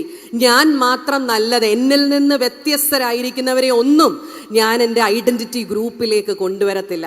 അതുകൊണ്ട് എന്നിൽ നിന്ന് വ്യത്യാസപ്പെട്ട് നിൽക്കുന്നവരെ, അത് ഏത് ആസ്പെക്റ്റിലുള്ള വ്യത്യാസവും ആയിക്കൊള്ളട്ടെ, അവരൊക്കെ എൻ്റെ ഐഡന്റിറ്റി സർക്കിളിന് പുറത്താണ്. ഈ കാര്യങ്ങളെല്ലാം കൂടി ചേർത്ത് വായിക്കുമ്പോൾ യോന ഇതെല്ലാം ഒരു ബാഗേജായി കൊണ്ടു നടന്നുവെന്ന് നമുക്ക് തോന്നാം. എന്നാൽ നമ്മുടെ ജീവിതത്തോടും ചേർന്ന് ചിന്തിക്കണം, ഈ പറഞ്ഞതൊക്കെ നമ്മുടെ ജീവിതത്തിലും ഇല്ലേ? സ്പിരിച്വലി എത്രത്തോളം ഡീപ്പാണ് നമ്മുടെ ഐഡന്റിറ്റി, അതിന് പകരം എത്ര ഷാലോ ആണ്, ആഴമില്ലാത്ത വിധത്തിൽ സ്പിരിച്വലാണ്, ആത്മീയതയുണ്ട് എന്ന് പറയുകയും ദൈനംദിന ജീവിതത്തിൽ ഈ ആത്മീയതയെ പ്രതിഫലിപ്പിക്കേണ്ടുന്ന ഇടങ്ങളിലൊക്കെ വളരെ ഷാലോ ആയി പോകുന്ന നമ്മുടെ ഐഡൻറ്റിറ്റി. യോന കിടന്നുറങ്ങിയത് അതുകൊണ്ടാണ്. ഇവിടെ യോന പറയുന്നു, ഞാൻ എബ്രായൻ, കരയെയും കടലിനെയും ഉണ്ടാക്കിയ സ്വർഗീയ ദൈവമായ യഹോവയെ ഞാൻ ഭജിച്ചു വരുന്നു. എന്നാൽ അതിനുശേഷം ഈ കപ്പലിലുള്ളവരൊക്കെ ഭയപ്പെടുകയാണ്. നീ എന്തിനാ അങ്ങനെ ചെയ്തത്? അതായത് ദൈവത്തിൻ്റെ സന്നിധിയിൽ നിന്ന് ഞാൻ ഓടിപ്പോവുകയാണെന്ന് യോന ഇവരോട് പറഞ്ഞുവെന്ന് അതേ ഭാഗത്ത് പറയുന്നുണ്ട്. 10-ാം വാക്യത്തിൽ നാം ഇങ്ങനെ വായിക്കുന്നു, ആ പുരുഷന്മാർ അത്യന്തം ഭയപ്പെട്ട അവനോട് നീ എന്തിനങ്ങനെ ചെയ്തു എന്ന് പറഞ്ഞു. അവൻ അവരോട് അറിയിച്ചിരുന്നത് കൊണ്ട് അവൻ യഹോവയുടെ സന്നിധിയിൽ നിന്ന് ഓടിപ്പോകുന്നുവെന്ന് അവർ അറിഞ്ഞു. നോർത്ത് നോക്കണം, വിജാതീയരായ കപ്പൽക്കാരെ സംബന്ധിച്ച് ജീവനുള്ള ദൈവത്തിൽ നിന്ന് ഇവൻ ഓടിപ്പോകുന്നുവെന്ന് പറയുന്നത് അവരെ ഭയപ്പെടുത്തുന്നുണ്ട്. പക്ഷെ യോനയെ അതുവരെ ഭയപ്പെടുത്തിയില്ല എന്നുള്ളതാണ്. ദൈവസന്നിധിയിൽ നിന്ന് ഓടിയ യോനയുടെ ഓട്ടത്തിന് നിങ്ങളൊന്ന് പ്രത്യേകത ശ്രദ്ധിച്ചാൽ, മലയാളം ബൈബിളിനെക്കാട്ടിലും കൂടുതൽ ഇംഗ്ലീഷ് ട്രാൻസ്ലേഷൻ വായിക്കുമ്പോൾ അത് കുറച്ചുകൂടി ഭംഗിയായി ഇത്തരത്തിലാണ് കൊടുത്തിരിക്കുന്നത്. He went down to Joppa, he went down to the bottom of the ship, he went down to the bottom of the sea എന്നാണ് പറയുന്നത്. അവൻ യോപ്പായിലേക്ക് പോയി, അവിടെ നിന്ന് കപ്പലിൻ്റെ അടിത്തട്ടിലേക്ക്, അവിടെ നിന്ന് കടലിൻ്റെ അടിത്തട്ടിലേക്ക്. എന്നെ കേൾക്കുന്ന പ്രിയമുള്ള ജനമേ, ദൈവസന്നിധിയിൽ നിന്ന് ഓടുന്ന ഞാനും നിങ്ങളും താഴ്ചയിൽ നിന്ന് താഴ്ചയിലേക്ക് പോകുമെന്ന് യോനയുടെ ഓട്ടം നമ്മെ ഓർമ്മപ്പെടുത്തുന്നുണ്ട്. ഒരുപക്ഷെ ഈ ദൈവത്തിൽ നിന്ന് ഓടി ഒളിക്കാമെന്ന് ഞാനും നിങ്ങളും വിചാരിക്കുന്നുണ്ടെങ്കിൽ ആ ഓട്ടം എവിടെ ചെന്ന് അവസാനിക്കുമെന്നുള്ളതിനെക്കുറിച്ച് യോനയുടെ ജീവിതവും ഈ ഓട്ടവും ഒരു വ്യക്തമായ തെളിവാണ്. He went down to Joppa, അതായത് ഒരു ജോഗ്രഫിക്കൽ റീജിയൻ അനുസരിച്ച് യോന എവിടെ നിന്ന് പോയോ അവിടെ നിന്ന് സൗത്തിൽ, അതായത് സൗത്ത് സൈഡിലേക്കുള്ളൊരു സ്ഥലമായിരുന്നു ജോപ്പ. അതുകൊണ്ടാണ് ഡൗൺ ടു ജോപ്പ എന്ന് പറയുന്നത്. അവിടെ നിന്ന് കപ്പലിൻ്റെ അടിത്തട്ടിലേക്ക് സുഖമായി ഉറങ്ങുവാൻ, അവിടെ നിന്ന് കപ്പൽക്കാരെടുത്ത് കടലിലേക്ക് എറിയുമ്പോൾ അവിടെയും കടലിൻ്റെ അടിത്തട്ടിലേക്ക് പോയി എന്ന് നാം വായിക്കുന്നുണ്ട്. ഇവിടെ 1-ാം അധ്യായത്തിൻ്റെ അവസാന ഭാഗത്തേക്ക് വരുമ്പോൾ യഹോവയായ ദൈവം ഒരു മഹാമത്സ്യത്തോട് കൽപ്പിച്ച് യോനയെ വിഴുങ്ങുവാനായിട്ട് പറയുന്നു. 3 രാവും 3 പകലും ഈ മത്സ്യത്തിൻ്റെ ഉള്ളിൽ യോന കിടക്കുകയാണ്. യോനായെ ദൈവം വെറുതെ വിട്ടില്ല. ദൈവത്തിൻ്റെ നിയോഗം ലഭിച്ച, ദൈവത്തിൻ്റെ ദൗത്യം ലഭിച്ച ഈ യോനയുടെ ഐഡൻറ്റിറ്റി ആസ് ഗോഡ്സ് പ്രോഫറ്റ് വിട്ടുകളയാൻ ദൈവം തയ്യാറായില്ല. നമ്മൾ ഓരോരുത്തരും സ്വയം ചോദിക്കേണ്ടുന്ന ചോദ്യമാണ്, ദൈവമേ, ഒരു ക്രിസ്ത്യാനിയായി ജീവിക്കുന്നതിൽ, ക്രിസ്തുവിൻ്റെ അനുയായി എന്ന അഭിമാനത്തോടെ പറയണമെന്നുണ്ടെങ്കിൽ ദൈനംദിന ജീവിതത്തിലൂടെ മറ്റുള്ളവർക്ക് ഞാനൊരു ക്രിസ്തുവിൻ്റെ അനുയായിയാണെന്ന് പകർന്നു കൊടുക്കുന്ന എന്ത് എൻ്റെ ജീവിതത്തിലുണ്ട്? എൻ്റെ വാക്കിലൂടെ, എൻ്റെ നോട്ടത്തിലൂടെ, എൻ്റെ തിരഞ്ഞെടുപ്പുകളിലൂടെയൊക്കെ എനിക്ക് മറ്റുള്ളവരോട് ഞാനൊരു യഥാർത്ഥ ക്രിസ്തീയ അനുയായിയാണ്. എൻ്റെ പ്രതികരണങ്ങളിലൂടെ, the responses to my daily life activities. കഴിഞ്ഞ ദിവസം അഭിമന്യ തിരുമേനി തന്നെ നമ്മളോട് പറഞ്ഞു, നമ്മുടെ വാക്കിനെ കുറിച്ചൊക്കെ പറയുന്നത് നാം കേട്ടിട്ടുണ്ടാവും. നമ്മുടെ ഓരോ വാക്കുകളും എൻ്റെ ക്രിസ്ത്യൻ ഐഡൻറ്റിറ്റിയോട് ചേർന്നുള്ളതാണോ? എന്നോട് ഇങ്ങോട്ട് പറയുന്നതിന് ഞാൻ എങ്ങനെ പ്രതികരിക്കണം എന്നുള്ളത് is a reflection of whom I believe in. ഞാൻ വിശ്വസിക്കുന്ന, ഞാൻ ആരാധിക്കുന്ന എൻ്റെ ദൈവത്തോടുള്ള കൂറാണ് ഞാൻ എൻ്റെ ഓരോ വാക്കുകളിലൂടെ വെച്ച് പുലർത്തേണ്ടുന്നത്. മറ്റുള്ളവർക്ക് എന്നെ നോക്കുമ്പോൾ ഞാനൊരു യഥാർത്ഥ ക്രിസ്ത്യാനിയാണെന്ന് പറയത്തക്ക വിധത്തിൽ എന്ത് എൻ്റെ ഐഡൻറ്റിറ്റിയുടെ ഭാഗമായിട്ടുണ്ട്? അതെല്ലാവരും ചിന്തിക്കേണ്ടുന്ന കാര്യമാണ്. മേൽപ്പട്ടക്കാർ തുടങ്ങി പൗരോഹിത്യ ശുശ്രൂഷയിൽ സുവിശേഷകർ, ലേ പീപ്പിൾ എല്ലാവരും ഒരുപോലെ ചിന്തിക്കണം. എന്നെ ആക്കിയിരിക്കുന്നിടത്ത് ഒരുപക്ഷെ ഞാൻ വിശ്വസിക്കുന്ന ദൈവത്തിൽ വിശ്വസിക്കാത്ത അന്യമതത്തിലുള്ളവർ, അന്യജാതിയിലുള്ളവരൊക്കെ ഉള്ളിടത്ത് to what extent am I able to reveal my Christian identity? ദൈവം യോനായെ പിന്തുടരുകയാണ്. 2-ാമത്തെ അധ്യായത്തിലേക്ക് നാം വരുമ്പോൾ വളരെ ചെറിയൊരു അധ്യായമാണ് chapter 2 of the book of Jonah. അവിടെ നാം കാണുന്നു യോന മത്സ്യത്തിൻ്റെ വയറ്റിൽ കിടന്നുകൊണ്ട് യോന നിലവിളിക്കുന്ന ഒരു പ്രാർത്ഥന. ചിലരെ സംബന്ധിച്ച് അങ്ങനെയുള്ള അവസരം വന്നാലേ നിലവിളിയും പ്രാർത്ഥനയൊക്കെ ഉണ്ടാകത്തുള്ളൂ. ആ അവസരം നന്നായി യോനയെ ഉപയോഗിക്കുകയാണ്. യോനയുടെ പ്രാർത്ഥന നമ്മൾ ശ്രദ്ധിച്ചാൽ അവിടുത്തെ 2-ാം വാക്യം മുതൽ 9-ാം വാക്യം വരെ യോനായുടെ നീണ്ട ഒരു പ്രാർത്ഥനയാണ് മത്സ്യത്തിൻ്റെ വയറ്റിൽ കിടന്നുകൊണ്ട്. കാരണം യോനായ്ക്ക് മനസ്സിലായി എന്തുകൊണ്ടാണ് തൻ്റെ ജീവിതത്തിൽ ഇത് വന്ന് ഭാവിച്ചതെന്നും എന്തുകൊണ്ടാണ് തനിക്കിപ്പോൾ ഉണ്ടായിരിക്കുന്ന ഈ അവസ്ഥ വന്നതെന്നും ഒക്കെ യോന നന്നായി മനസ്സിലാക്കുന്നു. അവിടുത്തെ 9-ാമത്തെ വാക്യം മാത്രം ഒന്ന് എടുത്തു പറയുവാൻ ഞാൻ ആഗ്രഹിക്കുക. ഞാനോ സ്തോത്രനാദത്തോടെ നിനക്ക് യാഗമർപ്പിക്കും, നേർന്നിരിക്കുന്നത് ഞാൻ കഴിക്കും, രക്ഷ യഹോവയുടെ പക്കൽ നിന്ന് വരുന്നു. അപ്പോൾ ആ ഒരു ഭാഗത്തേക്കൊക്കെ വരുമ്പോഴത്തേക്ക് ഒരു ട്രാൻസ്ഫോർമേഷൻ, ഒരു മാനസാന്തരം യോനായിൽ ഉണ്ടാകുന്നതായിട്ട് ഒരു പക്ഷേ വായിക്കുന്ന നമ്മൾക്ക് തോന്നാം. കാരണം അത്തരത്തിലുള്ള വളരെ ഭംഗിയായി യോന തൻ്റെ നിലവിളി ദൈവസന്നിധിയിൽ അറിയിക്കുകയാണ്. ഞാൻ കഷ്ടത്തിലായിരുന്നു, എൻ്റെ പ്രാണനെ നീ കുഴിയിൽ നിന്ന് വലിച്ചു കയറ്റിയിരിക്കുന്നു. ഈ മത്സ്യത്തിൻ്റെ വയറ്റിൽ കിടക്കുമ്പോൾ അനുഭവത്തെക്കുറിച്ചൊക്കെ വളരെ നന്നായി യോന വിവരിക്കുന്നുണ്ട്. ലാസ്റ്റിൽ വന്ന് പറയുകയാണ്, ഞാൻ സ്തോത്രനാദം നിനക്ക് അർപ്പിക്കും. അതായത് ഇവിടെ നിന്ന് ഇനി എനിക്കൊരു രക്ഷയുണ്ട് എന്നുണ്ടെങ്കിൽ എൻ്റെ ജീവിതം പൂർണ്ണമായി ഞാൻ നിനക്ക് സമർപ്പിക്കും എന്ന് പറയത്തക്ക വിധത്തിലേക്കൊക്കെ യോനായുടെ രൂപാന്തരം മാറുന്നതായിട്ട് ഒരു പക്ഷേ 2-ാം അധ്യായത്തിൻ്റെ അവസാന ഭാഗത്തേക്ക് വരുമ്പോൾ നമുക്ക് കാണാം. അവിടുത്തെ 10-ാം വാക്യത്തിൽ, എന്നാൽ യഹോവ മത്സ്യത്തോട് കൽപ്പിച്ചിട്ട് അത് യോനായെ കരയ്ക്ക് ഛർദ്ദിച്ചു കളഞ്ഞു. 3 രാവും പകലും യോന മത്സ്യത്തിൻ്റെ വയറ്റിലായിരിക്കുമ്പോൾ തനിക്കുണ്ടായ രൂപാന്തരത്തിൻ്റെ ഫലമാണ് ഇതെന്ന് പറയുവാൻ സാധിക്കത്തില്ല. കാരണം ഗോഡ് ഹാഡ് ഡിസൈഡഡ് ദിസ്. ഇത് നേരത്തെ തന്നെ യഹോവ തീരുമാനിച്ചിരുന്ന കാര്യമാണ്. മഹാമത്സ്യത്തോട് പറയുന്നു യോനായെ ഛർദ്ദിച്ചു കളയുവാനായിട്ട്. 3-ാം അധ്യായത്തിൻ്റെ ആരംഭത്തിൽ this is A second chance for Jonah. ദൈവം രണ്ടാമതൊരു ചാൻസ് നൽകുന്നവനാണെന്നുള്ളതിൻ്റെ തെളിവാണ് 3-ാം അധ്യായം നമ്മളുടെ മുൻപിലേക്ക് തരുന്നത്. 3-ാം അധ്യായം തുടങ്ങുന്നത് യഹോവയുടെ അരുളപ്പാട് 2-ാം പ്രാവശ്യം യോനായ്ക്ക് ഉണ്ടായത് എന്തെന്നാൽ. അപ്പോൾ ഒന്നാമതുണ്ടായ അരുളപ്പാടിനോടുള്ള യോനായുടെ അനുസരണക്കേടാണ് നമ്മൾ 1-ാം അധ്യായത്തിൽ ചിന്തിച്ചതെങ്കിൽ 3-ാം അധ്യായത്തിൻ്റെ ആരംഭത്തിൽ യോനായ്ക്ക് വീണ്ടും അതേ അരുളപ്പാട് യഹോവയായ ദൈവം നൽകുന്നത് നമുക്ക് കാണുവാൻ സാധിക്കുന്നു. യോനായെ വെറുതെ വിടാനായിട്ട് ദൈവം തീരുമാനിച്ചിട്ടില്ല എന്നുള്ളതിൻ്റെ അടുത്ത തെളിവാണ് വീണ്ടും അതേ അരുളപ്പാട് കൊടുത്ത്. There is no difference in the command. അവിടെ ദൈവം കൊടുക്കുന്ന ആ അരുളപ്പാടിൽ വ്യത്യാസമൊന്നുമില്ല. നീ ഞാൻ പോകണം എന്ന് പറയുന്നിടത്ത് തന്നെ പോകണം, ഞാൻ നിന്നോട് നേരത്തെ പറഞ്ഞ കാര്യം തന്നെ നീ അവിടെ ചെന്ന് പറയണം. അങ്ങനെ നിനവയിലേക്ക് പോകാൻ ഇനിയിപ്പോൾ ചോദ്യവും പറച്ചിലും ഒന്നുമില്ല. ഇനിയും വേറെ ടിക്കറ്റ് എടുക്കുന്നില്ല, വേറെ ഡയറക്ഷൻ ഇല്ല. യോനായെ സംബന്ധിച്ച് മനസ്സിലായി, ഇപ്പോൾ മഹാമത്സ്യമായിരുന്നെങ്കിൽ ഇനി ഇതിനേക്കാൾ വലുത് എന്ത് വരാനാണ് എന്ന് കരുതിയിട്ട് യോന അനുസരിക്കുന്നതായിട്ട് നമുക്ക് 3-ാം അധ്യായത്തിൽ കാണാം. നിനവയിലേക്ക് യോന പോവുകയാണ്. നിനവയിൽ ചെന്നുവെന്ന് മാത്രമല്ല, യോനായോട് ദൈവം എന്ത് പറഞ്ഞിരുന്നോ, എന്ത് കൽപ്പിച്ചിരുന്നോ അത് യോന അവിടെ പറയുന്നു.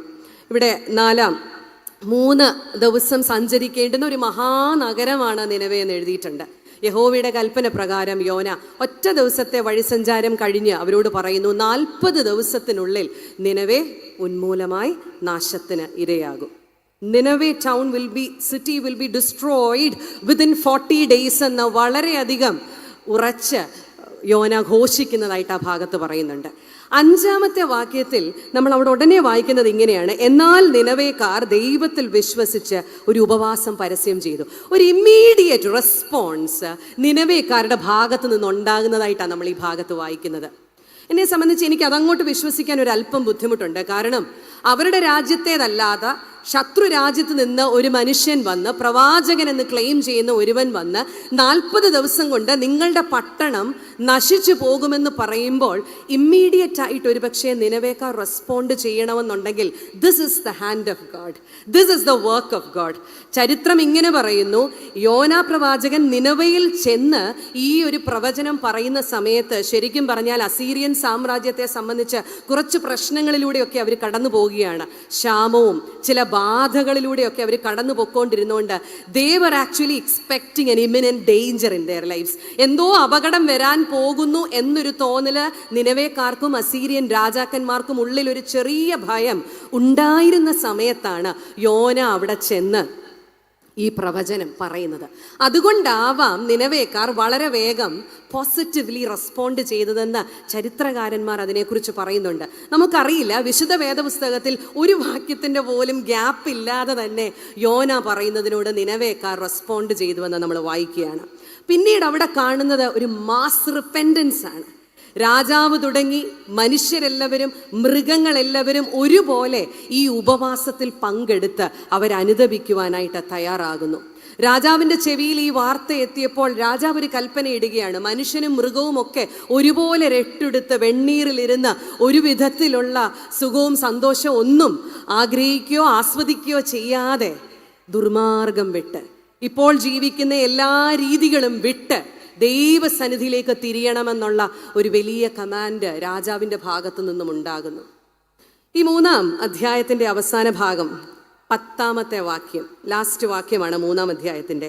അവർ ദുർമാർഗം വിട്ടുതിരിഞ്ഞു എന്ന് ദൈവം അവരുടെ പ്രവൃത്തികളാൽ കണ്ടപ്പോൾ താൻ അവർക്ക് വരുത്തും എന്ന് അരുളി ചെയ്തിരുന്ന അനർത്ഥത്തെക്കുറിച്ച് ദൈവം അനുതപിച്ച് അത് വരുത്തിയതുമില്ല.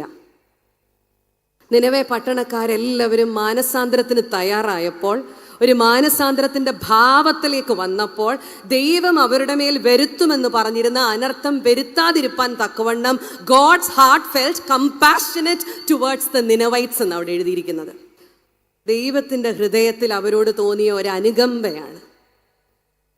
ഒരുപക്ഷെ യോനായുടെ പുസ്തകം ഈ 3 അധ്യായം കൊണ്ട് നിർത്തിയിരുന്നെങ്കിൽ this was a beautiful ending to the book of Jonah.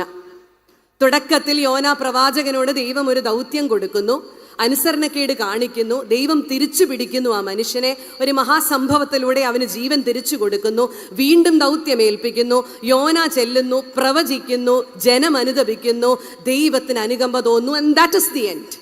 ഇതോടുകൂടെ യോനായുടെ പുസ്തകം തീർന്നിരുന്നെങ്കിൽ നമുക്കൊക്കെ വളരെ സന്തോഷത്തോടുകൂടെ മടങ്ങിപ്പോകുവാൻ സാധിക്കുമായിരുന്നു. എന്നാൽ യോനായുടെ പുസ്തകത്തിൽ നമ്മളെയൊക്കെ പിടിച്ചുലയ്ക്കുന്ന ഒരു 4ാമത്തെ അധ്യായം രേഖപ്പെടുത്തിയിട്ടുണ്ട്. ആ 4ാമത്തെ അധ്യായത്തിലേക്കാണ് ഇന്ന് നമ്മളുടെ ശ്രദ്ധ ഏറ്റവും അധികമായി നമ്മൾ കൊണ്ടുപോകേണ്ടുന്നത്. തിമത്തി കെല്ലർ എന്ന് പറയുന്ന ഒരു theologian and a book writer ഒരു പുസ്തകം എഴുതിയിട്ടുണ്ട് യോനായെക്കുറിച്ച്. And the title of the book is the prodigal prophet. The prodigal എന്നുള്ള വാക്ക് നമുക്ക് വളരെ പരിചിതമാകുന്നത് വിശുദ്ധ ലൂക്കോസിന്റെ സുവിശേഷം 15-ാം അധ്യായത്തിന്റെ 11 മുതലുള്ള വാക്യങ്ങളിൽ മുടിയനായ പുത്രൻ അല്ലെങ്കിൽ നഷ്ടപ്പെട്ടു പോയ പുത്രൻ എന്ന് പറയുന്ന ഉപമയിലൂടെയാണ് ദ പ്രോഡിഗൽ എന്നുള്ള വാക്ക്, ദ ലോസ്റ്റ് എന്നുള്ള വാക്കാണ് ദ പ്രോഡിഗൽ എന്നുള്ള വാക്കിന്റെ അർത്ഥം. ഈ തിമത്തി കെല്ലർ യോനായെക്കുറിച്ച് എഴുതിയിരിക്കുന്ന പുസ്തകത്തിൽ ദ പ്രോഡിഗൽ പ്രോഫറ്റ് എന്നൊരു ടൈറ്റിലാണ് കൊടുത്തിരിക്കുന്നത്. എന്തുകൊണ്ടാണ് അദ്ദേഹം അങ്ങനെ ഒരു പേര് അല്ലെങ്കിൽ അങ്ങനെ ഒരു നാമധേയം ഈ പ്രവാചകന് കൊടുക്കാൻ കാരണമെന്ന് അദ്ദേഹം പറയുന്നു. മുടിയനായ പുത്രന്റെ കഥയിൽ 2 ആൺമക്കളെ കുറിച്ച് പറയുന്നുണ്ട്. ഒരപ്പന് 2 മക്കൾ ഉണ്ടായിരുന്നു. അതിലെ ഇളയ മകനാണ് ആദ്യത്തെ അവിടുത്തെ സെൻട്രൽ ക്യാരക്ടർ എന്ന് പറയുന്നത്. ഇളയ മകൻ അപ്പനോട് പറയുന്നു, അപ്പാ എനിക്ക് അവകാശപ്പെട്ടതൊക്കെ നീ എനിക്ക് തന്നാൽ ഞാൻ അതും കൊണ്ട് എൻ്റെ ജീവിതം ഒന്ന് അടിച്ചു പൊളിക്കാൻ ഞാൻ പൊക്കോളാം. അങ്ങനെ അപ്പൻ്റെ സന്നിധി വിട്ട് ഓടിപ്പോകുന്ന ഇളയ മകൻ. തിമത്തി കെല്ലർ പറയുന്നത് ഈ യോനായുടെ പുസ്തകത്തിൻ്റെ ആദ്യ ഭാഗം ഇളയ മകൻ്റെ ഭാവത്തെ സൂചിപ്പിക്കുന്ന ഒന്നാണ്. എന്നാൽ ഈ ഇളയ മകൻ ഒരു മാനസാന്തരം ഉണ്ടായി മടങ്ങി വന്നു കഴിയുമ്പോഴാണ് ജ്യേഷ്ഠ സഹോദരൻ്റെ ഭാവം എന്താണെന്ന് നമ്മൾ മനസ്സിലാക്കുന്നത്. ജ്യേഷ്ഠ സഹോദരൻ്റെ ഭാവം ഇത്ര മാത്രമേ ഉള്ളൂ, അപ്പനോട് അനുസരണമുണ്ട് എന്നൊക്കെ ഭാവിച്ചു കൂടെ നിന്നെങ്കിലും അനിയൻ്റെ മാനസാന്തരത്തെയോ അപ്പൻ അനിയനോട് കാണിക്കുന്ന സ്നേഹത്തെയും അനുകമ്പയും ദയയും ദാക്ഷിണ്യത്തെയും ഒന്നും ഉൾക്കൊള്ളാൻ മാത്രം ജ്യേഷ്ഠ സഹോദരൻ്റെ മനസ്സിന് വ്യാപ്തി ഉണ്ടായില്ല. തിമത്തി കെല്ലർ പറയുന്നു 4-ാം അധ്യായത്തിൽ ഈ യോനായുടെ ഉള്ളിലെ ജ്യേഷ്ഠ സഹോദരനെ നമുക്ക് കാണുവാൻ സാധിക്കുന്നുണ്ട്. സോ ജോന എന്ന് പറയുന്ന വ്യക്തിക്ക് he has got the faces of both the sons from the parable of the lost son. മുടിയനായ പുത്രന്റെ ഉപമയിലെ 2 മക്കളുടെയും ഭാവം ഒരുമിച്ച് വരുന്ന ഒരു പ്രവാചകനായി യോനായെ അദ്ദേഹം വിവരിച്ച് നമ്മളുടെ മുൻപിലേക്ക് വളരെ മനോഹരമായി നൽകിയിട്ടുണ്ട്. And when you go through the book, it is amazing to see എങ്ങനെയാണ് യോന ഈ 2 ഭാവവും തൻ്റെ ജീവിതത്തിൽ കൊണ്ടു നടക്കുന്നതെന്ന്. അപ്പനിൽ നിന്ന് ദൂരേക്ക് ഓടിപ്പോയ മകനായി ആദ്യ ഭാഗത്തും, മാനസാന്തരപ്പെട്ടു വന്ന അനിയനെ ഉൾക്കൊള്ളാൻ പറ്റാത്ത വിധത്തിൽ ഹൃദയത്തെ അടച്ചു നിൽക്കുന്ന ജ്യേഷ്ഠ സഹോദരനായിട്ടും യോന നമ്മളുടെ മുൻപിൽ നിൽക്കുകയാണ്. വളരെ വേഗം 4-ാം അധ്യായത്തിലേക്ക് നമ്മളുടെ ശ്രദ്ധയെ കൊണ്ടുപോകട്ടെ. 4-ാം അധ്യായത്തിൻ്റെ 1-ാം വാക്യം തുടങ്ങുന്നത് തന്നെ യോനായ്ക്ക് ഇത് അത്യന്തം അനിഷ്ടമായി അവന് കോപം വന്നു. അതായത് ദൈവം അനുതപിച്ചു നിനവേക്കാരെ വെറുതെ വിടുമെന്ന് പറഞ്ഞത് യോനായ്ക്ക് ഇഷ്ടപ്പെട്ടില്ല. അവിടെ എഴുതിയിരിക്കുന്നത് യോനായ്ക്ക് ഇത് അത്യന്തം അനിഷ്ടമായി, അവന് കോപം വന്നു. അതുവരെ വേണ്ടാത്ത പണിയെല്ലാം കാണിച്ചവനാ, ദൈവം തമ്പുരാൻ്റെ കരസ്പർശനമേറ്റ് വീണ്ടും ഒരു ചാൻസ് കിട്ടിയവനാ. പക്ഷേ ദൈവം ചെയ്തൊരു കാര്യത്തിന്മേൽ അവൻ അനിഷ്ടമുണ്ടായി, അവന് കോപം വന്നു എന്ന് അവിടെ എഴുതിയിരിക്കുന്നു. പിന്നെ 2 മുതൽ 3 വാക്യങ്ങളിൽ യോന തൻ്റെ ഉള്ളിലുള്ളതെല്ലാം കൂടി പുറത്തേക്കെടുത്തിടുകയാണ് ദൈവസന്നിധിയിൽ. നമ്മളിങ്ങനെ വായിക്കുന്നു, അവൻ യഹോവയോട് പ്രാർത്ഥിച്ചു, അയ്യോ യഹോവേ, ഞാൻ എൻ്റെ ദേശത്തായിരുന്നപ്പോൾ ഞാൻ പറഞ്ഞ വാക്ക് ഇത് തന്നെ അല്ലയോ? അതുകൊണ്ടായിരുന്നു ഞാൻ തർശീഷിലേക്ക് ബന്ധപ്പെട്ട് ഓടിയത്. ഞാൻ പറഞ്ഞില്ലേ, 1-ാം അധ്യായത്തിന്റെ തുടക്കഭാഗം കാണുമ്പോൾ എന്തിനായിരിക്കാം നിനവെ പോകാണ്ട് തർശീഷിലേക്ക് യോന പോയതെന്ന് നമുക്കൊരു സംശയം തോന്നാം. പ്രാണഭയം കൊണ്ടാണോ, ശത്രു രാജ്യമായതുകൊണ്ടാണോ എന്നൊക്കെ നമുക്ക് ചിന്തിക്കാൻ ഒരു സ്കോപ്പ് തരുന്നുണ്ടെങ്കിലും 4-ാം അധ്യായത്തിൽ യോനയുടെ വാക്കുകളിലൂടെ തന്നെ നമുക്ക് മനസ്സിലാകുകയാണ്, നീ ദയയും നീ കരുണയും നീ മഹാദയാലുവും. അതിന് അടുത്ത ആ ഭാഗത്തേക്ക് വരുന്നുണ്ട്. നീ കൃപയും കരുണയും ദീർഘക്ഷമയും മഹാദയുള്ള ദൈവമായി അനർത്ഥത്തെക്കുറിച്ച് അനുദപിക്കുന്നവൻ എന്ന് ഞാൻ അറിഞ്ഞു. ഈ ഒരൊറ്റ കാരണം കൊണ്ടാണ് നിനവേക്ക് പോകാൻ ഞാൻ മടിച്ചത്. കാരണം നിനവേക്കാർ നിന്റെ കൃപ അർഹിക്കുന്നില്ല, നിനവേക്കാർ നിന്റെ കരുണ അർഹിക്കുന്നില്ല, നിനവേക്കാർക്ക് നിന്റെ അനുകമ്പ വേണ്ട. കാരണം നിനവേ എൻ്റെ ശത്രു രാജ്യമാണ്. എങ്ങനെയെങ്കിലും നിനവയുടെ നാശം കാണണമെന്നുള്ളത് എൻ്റെ ഉള്ളിലെ ഒരു അജണ്ട ആയിരിക്കെ ഞാൻ ഇത് ചെന്ന് അവരോട് പ്രവചിക്കുമ്പോൾ അവരനുദപിക്കുമെന്നും നിനക്ക് അനുകമ്പയുണ്ടാകുമെന്നും എനിക്ക് മുന്നമേ അറിയാം. ഞാനിത് വീട്ടിലിരുന്നപ്പോഴേ എൻ്റെ മനസ്സിൽ കണ്ടതുകൊണ്ടാണ് ഞാൻ തർശീഷിലേക്ക് കൂലി കൊടുത്തിട്ടാണേലും വേണ്ടുകയില്ല ബന്ധപ്പെട്ടു പോകാൻ ഞാൻ തയ്യാറായത്.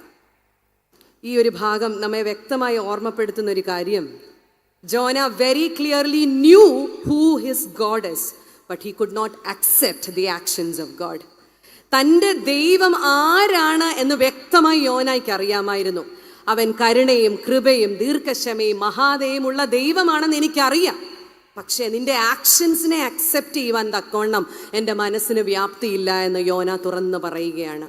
നമ്മുടെയും ജീവിതത്തിൽ പലപ്പോഴും പറ്റുന്ന പരാജയം അവിടെയാണ്. നമ്മൾ ആരാധിക്കുന്ന ദൈവം ആരാണെന്ന് നമ്മൾക്കറിയാം, പക്ഷേ അവൻ ചെയ്യുന്ന ചില കാര്യങ്ങളെ ഉൾക്കൊള്ളുവാൻ നമ്മൾ ആരും സന്നദ്ധരല്ല.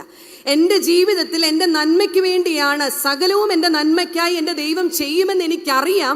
പക്ഷെ ഞാൻ ആഗ്രഹിക്കുന്നതൊന്നും എൻ്റെ ജീവിതത്തിൽ എനിക്ക് ദൈവം തന്നില്ലെങ്കിൽ എനിക്ക് ഈ ദൈവത്തെ വേണ്ട. രോഗത്തെ സൗഖ്യമാക്കാൻ കഴിവുള്ളവനാണ് ദൈവമെന്ന് എനിക്കറിയാം. എൻ്റെ ഹിതമല്ല അവൻ്റെ ഹിതം നടക്കണമെന്ന് എനിക്കറിയാം. പക്ഷേ എൻ്റെ ആഗ്രഹങ്ങൾ പോലെ, എൻ്റെ പ്രാർത്ഥനയ്ക്കനുസരിച്ച്, എൻ്റെ ആവശ്യങ്ങൾക്കനുസരിച്ച് എൻ്റെ ദൈവം പ്രവർത്തിക്കുന്നില്ല എങ്കിൽ God is not there in my life. ഇതാണ് യോനയും ഇവിടെ പറയാതെ പറഞ്ഞു വെക്കുന്നത്. നീ കൃപയും കരുണയും മഹാദയവും ഒക്കെയുള്ള ദൈവമാണെന്ന് എനിക്കറിയാം. പക്ഷെ നിനക്ക് ഈ അനുകമ്പയുണ്ടല്ലോ, അതും എൻ്റെ ശത്രുക്കളോട്, ഇത്രയധികം ക്രൂരരായി ജീവിക്കുന്നവരോട്, അതിനെ ഉൾക്കൊള്ളാൻ എന്നെ കൊണ്ട് സാധിക്കത്തില്ല. നമ്മളൊക്കെ ഇങ്ങനെ ഒരു സർക്കിളിൽ ജീവിച്ചു പോവുക. അതായത് ദൈവം ഞാൻ പറയുന്നതിനനുസരിച്ച് നിൽക്കുന്ന ഒരുവനായാൽ ദൈവം നമുക്ക് വേണം. ആ ദൈവത്തെ ആരാധിപ്പാൻ, ആ ദൈവത്തിൽ വിശ്വസിപ്പാൻ, ആ ദൈവത്തോട് പ്രാർത്ഥിപ്പാൻ ഞാൻ തയ്യാറാണ്. ഈ പണ്ടൊക്കെ ഈ കുളം കര എന്ന് പറയുന്ന ഒരു കളി കളിക്കും. സ്കൂളിലൊക്കെ നമ്മൾ കളിച്ചിട്ടുള്ളൊരു കളിയാണ്. ഇങ്ങനെ ഒരു വട്ടം വരയ്ക്കും. ആ വട്ടത്തിന് പുറത്ത് കുറച്ച് പേര് നിൽക്കും. വട്ടത്തിനകം എന്ന് പറയുന്നത് കുളം, അതിൻ്റെ വെളിയിലുള്ള ഭാഗം കരയാണ്. കുളം എന്ന് പറയുമ്പോഴത്തേക്ക് നമ്മൾ അകത്തേക്ക് ചാടും, കര എന്ന് പറയുമ്പോൾ വട്ടത്തിന് വെളിയിലേക്ക് ചാടണം. നമ്മളിങ്ങനെ ദൈവത്തെ നിർത്തിയിരിക്കുകയാണ്. നമ്മൾ കുളം എന്ന് പറയുമ്പോൾ ദൈവം തമ്പുരാൻ അകത്തേക്ക് ചാടിക്കണം. നമ്മൾ കര എന്ന് പറയുമ്പോൾ ദൈവം പുറത്തേക്ക് ചാടണം. നമ്മളെങ്ങാനും കുളമെന്ന് പറയുമ്പം പുള്ളിക്കാരൻ വെളിയിലെങ്ങാനും നിന്നാൽ he is out of the game. നമ്മുടെ ജീവിതത്തിൽ പിന്നെ ഇങ്ങനെയൊരു ദൈവമില്ല. ഇതുവരെ പ്രാർത്ഥിച്ചതും ഇതുവരെ ഉപവസിച്ചതും ഇതുവരെ നിലവിളിച്ചതും ഒക്കെ it is out of my life. യോന അതാണ് ഇവിടെ ചെയ്യുന്നത്. നീ ഇങ്ങനെയൊക്കെയുള്ള ദൈവമാണെന്ന് എനിക്കറിയാം. നിന്റെ ഉള്ളിൽ കൃപയുണ്ട്, നിന്റെ ഉള്ളിൽ സ്നേഹമുണ്ട്, everything is there in your life, but I can not accept your actions. നീ ചെയ്യുന്നതൊന്നും എനിക്ക് അംഗീകരിക്കാനായിട്ട് സാധിക്കത്തില്ല. അടുത്ത വാക്യം പറയുന്നു, ആകയാൽ യഹോവയെ എൻ്റെ പ്രാണനെ എടുത്തുകൊള്ളണമേ, it is better for me to die. ഈ നിനവേക്കാര് സമാധാനത്തിലും അനുഗ്രഹത്തിലും ജീവിക്കുന്നത് കാണുന്നതിനേക്കാൾ ഭേദം ഞാൻ മരിക്കുന്നതാണ്. നമുക്ക് ഈ മനോഭാവമുള്ളിൽ വരാറില്ലേ? ചിലരുടെയൊക്കെ നന്മ കാണുമ്പോൾ, ചിലരുടെയൊക്കെ ഉയർച്ച കാണുമ്പോൾ നമുക്കുണ്ടാകുന്ന അസ്വസ്ഥത എത്ര വലുതാ. നമ്മുടെ സെൽഫ് റൈച്ചസ് ഐഡന്റിറ്റി ചിലരെയൊക്കെ ഇങ്ങനെ മാറ്റി നിർത്തിയിട്ടുണ്ട്. അപ്പോൾ അവരെ ദൈവം അനുഗ്രഹിച്ചു എന്ന് കാണുമ്പോൾ നമുക്കുണ്ടാവുന്ന മാനസികമായി ഉണ്ടാകുന്ന അസ്വസ്ഥത എത്ര വലുതാ. ഇവിടെ യോന പറയുകയാണ്, ജീവിച്ചിരിക്കുന്നതിനേക്കാൾ ഭേദം മരിക്കുന്നത് നന്ന്. നോർത്ത് നോക്കിയാൽ he is frustrated to that point. ആ ഒരു പോയിന്റ് വരെ യോനായെ സംബന്ധിച്ച് ഇത് സഹിക്കാൻ പറ്റുന്നില്ല. എനിക്കിത് കണ്ടുകൊണ്ട് നിൽക്കാൻ വയ്യ. ഏതാ? ദൈവത്തിൻ്റെ അനുകമ്പ കാരണം നിനവേക്കാർക്കുണ്ടാകുന്ന വിടുതൽ കണ്ടിട്ട് ഈ മനുഷ്യന് ഉൾക്കൊള്ളാനായിട്ട് സാധിക്കുന്നില്ല. അപ്പോൾ ദൈവം 2 പ്രാവശ്യം ചോദിക്കുന്നുണ്ട് യോനയോട്, നീ കോപിക്കുന്നത് വിഹിതമോ? Do you have any right to be angry? നീ കോപിക്കുന്നത് വിഹിതമോ എന്ന് ചോദിക്കുന്നു. എന്നിട്ടും യോന അതിന് ഉത്തരമൊന്നും പറയാതെ ഈ പട്ടണത്തിൻ്റെ ഒരു മൂലയ്ക്ക് പോയി ഇങ്ങനെ ഇരിക്കുകയാണ്. എന്ത് ഭവിക്കും നിനവേക്കാർക്കെന്ന് കാണാൻ വേണ്ടിയിട്ട് ഒരു മൂലയ്ക്ക് ചെന്നിരിക്കുമ്പോൾ അവനൊരല്പം ആശ്വാസം ഉണ്ടായിക്കോട്ടെ എന്ന് വിചാരിച്ചിട്ട് ദൈവത്തിൻ്റെ അനുകമ്പയുടെ മറ്റൊരു പ്രതിഫലനമാണ് ഒരാവണക്ക് കൽപ്പിച്ചുണ്ടാക്കി. നമ്മളവിടെ വായിക്കുന്നുണ്ട് 6-ാമത്തെ വാക്യത്തിൻ്റെ അവസാന ഭാഗത്ത്, യഹോവയായ ദൈവം ഒരാവണക്ക് കൽപ്പിച്ചുണ്ടാക്കി, അത് അവനു മീതെ വളർന്നു പൊങ്ങി. യോന ആവണക്ക് നിമിത്തം അത്യന്തം സന്തോഷിച്ചു. അവനൊരല്പം ആശ്വാസം ഉണ്ടായിക്കോട്ടെ എന്ന് വിചാരിച്ചിട്ട് അവൻ്റെ ബുദ്ധിമുട്ടൊന്ന് കുറയ്ക്കാൻ വേണ്ടിയിട്ട്, സങ്കടത്തിൽ നിന്ന് വിടുവിപ്പാൻ വേണ്ടി ദൈവം ഒരാവണക്ക് കൽപ്പിച്ച് ഇവൻ്റെ തലയ്ക്ക് മീതെ കൊണ്ടുവന്ന് ഒരല്പം ഷെയ്ഡ്, തണൽ കൊടുത്തു. അവിടെ എഴുതിയിരിക്കുന്നത് യോന ആവണക്ക് നിമിത്തം സന്തോഷിച്ചു. ഞാനൊന്ന് ചോദിക്കട്ടെ, നമ്മൾ ഇത്രയും വാക്യങ്ങൾ വായിച്ചതിൽ വേറെ എവിടെയെങ്കിലും ഈ ഭാഗത്ത് യോന സന്തോഷിച്ചു എന്ന് എഴുതിയിട്ടുണ്ടോ? എൻ്റെ വേദപുസ്തകത്തിലില്ല, നിങ്ങളുടേതിലും ഇല്ലെന്ന് ഞാൻ വിശ്വസിക്കുക. അതായത് അല്പസമയത്തെ സുഖം തരുന്ന, ഒരു ഇച്ചിരി തണല് തരുന്ന ആവണക്ക് നിമിത്തം യോന എന്ന് പറയുന്ന ദൈവത്തിൻ്റെ പ്രവാചകൻ സന്തോഷിച്ചു എന്നാണ് എഴുതിയിരിക്കുന്നത്. നിങ്ങൾ ഓർക്കണം, ഇതിലെ ഐറണി ഒന്ന് ചിന്തിച്ച് നോക്കണം. തന്നെ ദൈവം ഏൽപ്പിച്ച ദൗത്യം അത് നിറവേറ്റിയപ്പോൾ ഒരു വലിയ ജനത മുഴുവൻ അനുതപിക്കുന്നത് കണ്ടിട്ട് യോനായ്ക്ക് സന്തോഷമുണ്ടായില്ല. അവരുടെ അനുതാപം കണ്ടിട്ട് അവരെ അനർത്ഥത്തിൽ നിന്ന് വിടുവിപ്പാൻ സ്വർഗത്തിലെ ദൈവം നിശ്ചയിച്ചപ്പോൾ യോനായ്ക്ക് സന്തോഷമുണ്ടായില്ല. അനുസരണക്കേട് കാണിച്ച് മറ്റൊരു വഴി പോയിട്ടും ദൈവം തമ്പുരാൻ പിടിച്ചു കൊണ്ടുവന്ന ഒരു ചാൻസ് കൂടെ നൽകിയിട്ടും യോനായ്ക്ക് സന്തോഷമുണ്ടായില്ല. യോന ആ സന്തോഷം കണ്ടെത്തിയത് അല്പനേരത്തേക്ക് തലയുടെ മുകളിലൂടെ കിളിച്ചു വന്ന ആവണക്കില. ഇങ്ങനെയുള്ള ആവണക്ക് കൊണ്ടു നടക്കുന്നവരാണ് ഞാനും നിങ്ങളും. നമ്മുടെ സന്തോഷം, നമ്മുടെ സുഖം, നമ്മുടെ സമാധാനം നാം എന്താവണക്കിലാണ് കണ്ടെത്തുന്നതെന്ന് ഈ രാത്രി ചിന്തിക്കണം. വാട്ട് ഈസ് ദി ആവണക്ക് in my life? What is the plant in my life that gives me temporary pleasure? അല്പനേരത്തെ സുഖം തരുന്ന കാര്യങ്ങളുടെ പിന്നാലെ അത്യന്തം സന്തോഷിക്കുന്ന ഒരു ജനതയോട് ഇവിടെ ദൈവം തമ്പുരാൻ ചില കാര്യങ്ങൾ പറയുവാൻ ആഗ്രഹിക്കുന്നുണ്ട്. ഈ ആവണക്ക് സൃഷ്ടിച്ച, കൽപ്പിച്ചുണ്ടാക്കിയ ദൈവത്തെ മറന്ന് ആവണക്കിൽ സന്തോഷിക്കുന്ന യോന. നമ്മുടെയൊക്കെ ജീവിതത്തിൽ ഇങ്ങനെയുള്ള ആവണക്കുകളുടെ പുറകെ പോകുന്നവരായി നാം തീരുന്നില്ലേ? യഥാർത്ഥമായി നമ്മളുടെ ആത്മീയതയിൽ, ദൈവത്തിൻ്റെ സന്നിധിയിൽ സന്തോഷം കണ്ടെത്താൻ നമുക്ക് സാധിക്കുന്നുണ്ടോ? അതുകൊണ്ടല്ലേ നമ്മുടെ ജീവിതത്തിൽ പലപ്പോഴും വലിയ നിരാശകൾ ഉണ്ടാകുന്നത്, വലിയ നഷ്ടബോധമുണ്ടാകുന്നത്. കാരണം ഇത്തരത്തിലുള്ള ആവണക്കുകൾ നഷ്ടപ്പെടുമ്പോൾ, അവ തീർന്നു പോകുമ്പോൾ, ഇവിടെ ആവണക്ക് വാടിപ്പോയി കഴിഞ്ഞപ്പോൾ യോനായ്ക്കുണ്ടായ ഭാവം എന്താ? ദ സെയിം ഓൾഡ് ഭാവം എന്താ? ഇനി എനിക്ക് മരിക്കുന്നത് ഉത്തമം, ഇനി എനിക്ക് ജീവിച്ചിരിക്കേണ്ട കാര്യമില്ല. നമ്മുടെ ജീവിതത്തിലും ദൈവം തമ്പുരാൻ അതാത് സമയങ്ങളിൽ ഒന്ന് അല്പം സന്തോഷിച്ചോട്ടെ, ഒന്ന് അല്പം സുഖിച്ചോട്ടെ, ഒരല്പം തണൽ എൻ്റെ പൈതലിനിരിക്കട്ടെ എന്ന് കരുതി തരുന്ന അനുഗ്രഹങ്ങൾ കണ്ട്, അത് മാത്രം കണ്ട് അതിൽ സന്തോഷിച്ചിട്ട് എപ്പോഴെങ്കിലുമൊക്കെ അതൊന്ന് കുറഞ്ഞു പോകുമ്പോഴും, നഷ്ടപ്പെട്ടു പോകുമ്പോഴും, മരിച്ചാൽ മതിയായെന്നുള്ള നിരാശയിലേക്ക് വീണു പോകുന്ന ക്രിസ്ത്യാനിയായി ഞാനും നിങ്ങളും മാറിപ്പോകുന്നുണ്ടോ? സങ്കീർത്തനം 16:11 വാക്യത്തിൽ ദാവീദ്, ദൈവത്തെ രുചിച്ചറിഞ്ഞ ദാവീദ് പറയുന്നു, ജീവന്റെ വഴി നീ എനിക്ക് കാണിച്ചു തരും, നിന്റെ സന്നിധിയിൽ സന്തോഷത്തിന്റെ പരിപൂർണതയും നിന്റെ വലത്ത് ഭാഗത്ത് എക്കാലവും പ്രമോദങ്ങളുമുണ്ട്. I find joy in your presence. ദൈവത്തിന്റെ സന്നിധിയിൽ സന്തോഷമുണ്ടെന്നല്ല, സന്തോഷ പരിപൂർണതയുണ്ടെന്നാണ് നാം വായിക്കുന്നത്. ഇന്ന് നമ്മുടെയൊക്കെ സന്തോഷം എവിടെയാ? ഇവിടെയൊക്കെ മുഖത്തേക്ക് നോക്കിയാൽ പോലും അറിയാം എന്തൊക്കെയോ ഭാരങ്ങളുമായി നമ്മൾ വന്നിരിക്കുക. എവിടെയാണ് ദൈവത്തിൻ്റെ സന്നിധിയിൽ നമുക്ക് സന്തോഷമുള്ളത്? ആവണക്കിൽ അത്യന്തം സന്തോഷിച്ച യോന നിരാശയിലേക്ക് വീണു. കാരണം ഈ ആവണക്കിനെ കൽപ്പിച്ചുണ്ടാക്കിയ യഹോവയ്ക്ക് അറിയാം ഈ ആവണക്ക് എങ്ങനെ നശിപ്പിക്കണമെന്ന്. അതുകൊണ്ടൊരു ചെറിയ പുഴുവിനെ വിട്ടു. പുഴുവിനെയും കൽപ്പിച്ച് എന്താ പറഞ്ഞത്? ഈ ആവണക്കിനെ കുത്തിക്കളയാനായിട്ട് പറഞ്ഞു. ആ ആവണക്ക് വാടിപ്പോയി. യോന വീണ്ടും നിരാശയിലേക്ക് വീണിട്ട് പറയുകയാണ്, ഞാൻ കോപിക്കുന്നത് വിഹിതമാണ്, ഇനി എനിക്ക് മരിച്ചാൽ മതി, എനിക്ക് ആ കൂടെ ഉണ്ടായിരുന്ന ഒരല്പം തണലേ ഉണ്ടായിരുന്നുള്ളൂ, അതും പോയി. ഇതിനുശേഷം ദൈവം യോനായോട് ചോദിക്കുന്ന 2 കാര്യങ്ങൾ, 2 ചോദ്യങ്ങളോടുകൂടെ ഈ ഒരു ഭാഗം ഇവിടെ അവസാനിക്കുക. ഉത്തരം യോന നൽകുന്നില്ല. And this question is not only to Jonah, it is for us also. നമ്മളോടും കൂടിയുള്ളൊരു ചോദ്യമാണ്. ഇവിടെ ദൈവം ചോദിക്കുന്നു, ഒരല്പനേരത്തേക്ക് നീ നട്ടുണ്ടാക്കാഞ്ഞ, നീ വളർത്താഞ്ഞ, നീ ഒരു പരിപാലനവും പരിപോഷണവും ചെയ്യാഞ്ഞ ഈ ആവണക്കിനോട് നിനക്ക് തോന്നുന്ന അയ്യോ ഭാവം, അങ്ങനെയെങ്കിൽ 1,20,000 ചെല്ലുവാനും മനുഷ്യരും മൃഗങ്ങളും അടങ്ങുന്ന ഈ വലിയ നിനവെ പട്ടണത്തോട് എനിക്കയ്യോ ഭാവം തോന്നരുതോന്ന് ദൈവം ചോദിച്ചുകൊണ്ട് യോനായുടെ പുസ്തകം അവിടെ തീരുകയാണ്. എന്നെ കേൾക്കുന്ന എൻ്റെ പ്രിയ സഹോദരങ്ങളെ, നമ്മളോടാണ് ഈ ചോദ്യം. ചെറിയ ചെറിയ സന്തോഷങ്ങളുടെ പുറകെ പോയി ജീവിതത്തിൻ്റെ ശരിക്കുമുള്ള പരിപൂർണ സന്തോഷത്തെ കെടുത്തിക്കളയുകയും നമുക്കല്ലാതെ ദൈവത്തിൻ്റെ കൃപയും അനുകമ്പയും അനുഗ്രഹവും വേറെ ആർക്കും വേണ്ട എന്ന് ചിന്തിക്കുകയും എന്നെ ദോഷം പറഞ്ഞിട്ടുള്ളവരെ, എന്നെ നിന്ദിച്ചിട്ടുള്ളവർ, എന്നെ പഴിച്ചിട്ടുള്ളവരൊന്നും ഒരു കാലത്ത് നന്നാകരുതെന്ന് ചിന്തിക്കുകയും അവർക്കൊന്നും ദൈവസാന്നിധ്യം ആവശ്യമില്ല എന്ന് ചിന്തിക്കുകയും ചെയ്യുന്ന നമ്മുടെ മനോഭാവത്തോട് ഈ രാത്രി ദൈവം ചോദിക്കുകയാണ്, നിന്നോട് എനിക്ക് അനുകമ്പയാകാമെങ്കിൽ അവനോടും എനിക്കായിക്കൂടെ? ഒരു ഗ്ലോബൽ സിനാറിയോയിൽ ചിന്തിച്ചാൽ ലോകത്തിൽ പല രാജ്യങ്ങൾ തമ്മിൽ യുദ്ധമുണ്ടാകുമ്പോൾ നമ്മൾ പക്ഷം ചേരുന്നവരാ. ഇവിടെ അസീരിയൻ സാമ്രാജ്യത്തിൻ്റെ ക്രൂരതയെക്കുറിച്ചൊക്കെ ഞാൻ പറഞ്ഞല്ലോ, ചരിത്രം പറയുന്നതാണത്. അത്രയും ക്രൂരതയിൽ ജീവിച്ചവർക്കും ദൈവത്തിൻ്റെ കൃപയ്ക്ക് ഒരു സ്കോപ്പ് ഉണ്ടായിരുന്നുവെന്ന് ഈ ഭാഗം നമ്മെ പഠിപ്പിക്കുകയാണ്. യോനായുടെ പുസ്തകത്തിലൂടെ God's agenda was to touch the life of Jonah.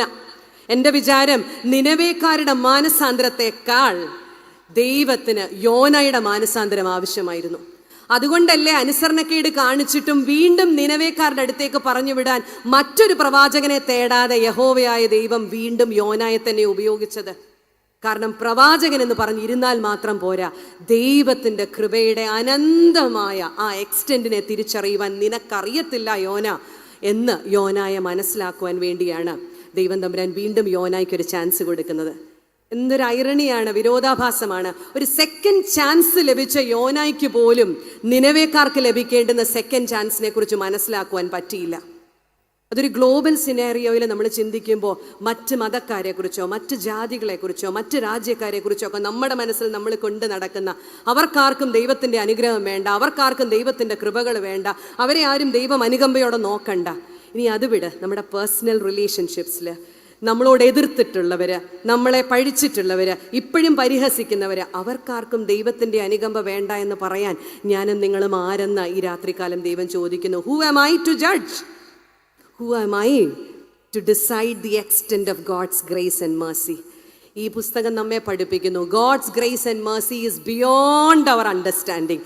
എൻ്റെ മനസ്സിലാക്കുകൾക്ക് അപ്പുറമായിട്ട്, ഞാൻ വരച്ചിരിക്കുന്ന ഒരു സ്ക്വയറിനപ്പുറമായി ദൈവത്തിൻ്റെ കൃപയും കരുണയും ഒഴുക്കപ്പെടേണ്ടുന്നതാണ്. അതിനെ ഉൾക്കൊള്ളാൻ എനിക്ക് പ്രാപ്തിയില്ല എങ്കിൽ ഐ ആം സ്പിരിച്വലി ഷാലോ. അങ്ങനെ ഒരു ഐഡൻറ്റിറ്റിക്ക് ഉടമയായിട്ടാണോ ഞാൻ ജീവിക്കുന്നതെന്ന് ചിന്തിപ്പാൻ നമുക്കിടയാകണം. ഞാൻ എൻ്റെ വാക്കുകളെ ചുരുക്കുന്നു. യോനായുടെ ജീവിതത്തിലൂടെ യോനായെ മാനസാന്തരപ്പെടുത്താൻ ദൈവം ശ്രമിച്ചതുപോലെ ഈ രാത്രികാലം നമ്മോടും സംസാരിക്കുവാൻ ദൈവം ആഗ്രഹിക്കുകയാണ്. How far do we reveal our Christian identity before other people? എങ്ങനെയാണ് ഒരു യഥാർത്ഥ ക്രിസ്ത്യാനിയായി മറ്റുള്ളവരുടെ മുൻപിൽ എൻ്റെ ജീവിതത്തെ എനിക്ക് കാട്ടിക്കൊടുക്കുവാൻ സാധിക്കുന്നത്?